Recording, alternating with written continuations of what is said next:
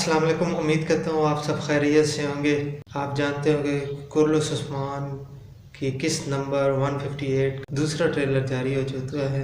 अगली किस्त बहुत ही मज़ेदार होने वाली है, जिसके अंदर उस्मान बे अपने बेटे अलादीन बे को बचाता है।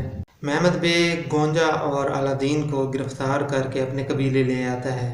काजी रुकनुद्दीन को शहीद कर दिया जाता है। इब्राहिम बे और याकूब अपने मकसद के हासिल के लिए दूसरा काजी उसकी जगह लेकर आते हैं, लेकिन उस्मान बे ऐन वक्त पर पहुंच जाता है और अपने बेटे को फांसी देने से बचाता है। चल के ट्रेलर देखते हैं। Bunlar son nefes alıp verişleriniz ha. Ey ahali! Bugün kurulacak mahkeme cenk meydanına dönüşmeye müsaittir. Herkes cenge hazır olacak. Ya oradan çıkartacağız ya da biz de boğulacağız. Alaaddin'i bir çukurun içine çekmeye çalışırlar. Kardeş, pusatlarımız yoktur ama gizli silahlarımız vardır.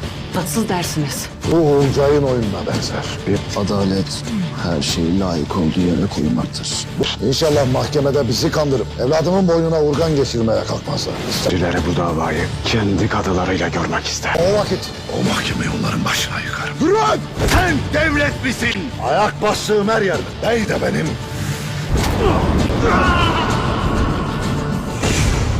devlet de benim. अगर आपको वीडियो पसंद आए तो लाइक और शेयर ज़रूर कीजिएगा और चैनल को सब्सक्राइब भी कर दें।